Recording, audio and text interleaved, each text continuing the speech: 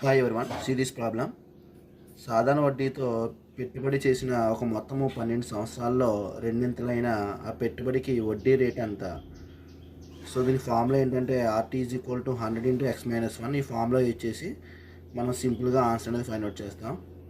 So rate of interest అడిగాడు కాబట్టి RL రాసుకోండి. టీ ఎంత ఇక్కడ 12 సంవత్సరాలు ఇచ్చాడు. Is equal to 100 into X ఎంత, ఇన్ రిటర్న్ 2 రిటర్న్ కాబట్టి 2 మైనస్ 1. సో